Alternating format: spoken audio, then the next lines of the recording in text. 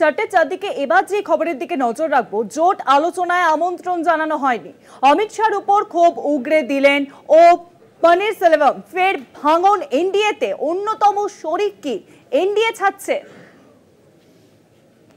এ বিষয়ে আরো বিস্তারিত জানবো। নিউজ রুমে রয়েছে এখন আমার সঙ্গে আমাদের প্রতিনিধি অঙ্কুর ভট্টাচার্য। অঙ্কুর দা, এবার কি এনডিএতে ভাঙনের ইঙ্গিত পাওয়া যাচ্ছে? শুভাঙ্গী, যেটা ঘটনা সেটা হচ্ছে এআইএডিএমকের যে ক্যাডার রিট্রিভাল যে কমিটি রয়েছে তার প্রধান হচ্ছেন এই পনিরসেলভম। এই পনিরসেলভম আগে তামিলনাড়ুর একসময় মুখ্যমন্ত্রীও ছিলেন। পরবর্তীকালে অবশ্য এআইএডিএমকের সঙ্গে এনডিএর একটা জোট হয়, জোটে একসঙ্গে লড়েও তারা। কিন্তু গত লোকসভা নির্বাচনে এআইএডিএমকে তামিলনাড়ু থেকে কোনো আসন পায়নি এবং তামিলনাড়ুর যে রাজ্য বিধানসভা সেখানে অবশ্য এদের 234 আসনের রাজ্য বিধানসভায় এদের আসন রয়েছে 62টি।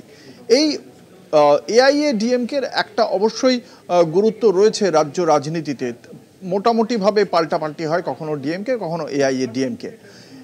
কিন্তু যেটা ক্ষোভের কথা বলা হয়েছে এই পনিরসেলভমের পক্ষ থেকে, যে সম্প্রতি সে রাজ্য সফরে গিয়েছিলেন কেন্দ্রীয় স্বরাষ্ট্রমন্ত্রী অমিত শাহ, এবং সেখানে গিয়ে তিনি আবারও বলেন যে এআইএডিএমকের সঙ্গে ভারতীয় জনতা পার্টি যে জোট গড়েছে সেই জোটে আবারও তারা পুনরুদ্ধার করতে চায়, জোটকে আরও দৃঢ় করতে চায় তারা আগামী দিনে 2026 তামিলনাড়ুরও বিধানসভা নির্বাচন রয়েছে, সেখানে একসঙ্গে লড়তে চায় ভারতীয় জনতা পার্টি এআইএডিএমকের সঙ্গে কাঁধে কাঁধ মিলিয়ে।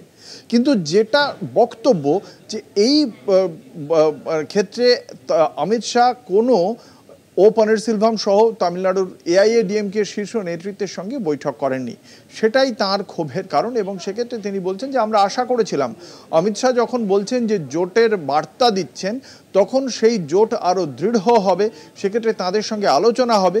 কিন্তু তিনি তামিলনাড়ুতে চেন্নাইতে সফরে গেলেও সেখানে কারোর সঙ্গে আলোচনা করলেন না। শুধুমাত্র পালানিস্বামীর কথা তিনি জানিয়েছেন যে পালানিস্বামীর নেতৃত্বে এই জোট আরও এগিয়ে নিয়ে যাবে। কিন্তু সেক্ষেত্রে কেন এআইএডিএমকে নেতৃত্বের সঙ্গে অমিত শাহ বৈঠক করলেন না? তাহলে কি এনডিএতে ভাঙন? খুব স্বাভাবিকভাবেই এই প্রশ্ন উঠেছে তামিলনাড়ুর রাজনৈতিক মহলের একাংশে, এবং সেই প্রশ্নটা উঠেছে কারণ পনিরসেলভম তিনি নিজে তাই মনে করছেন। শুভাঙ্গী, অনেক ধন্যবাদ অঙ্কুর দা।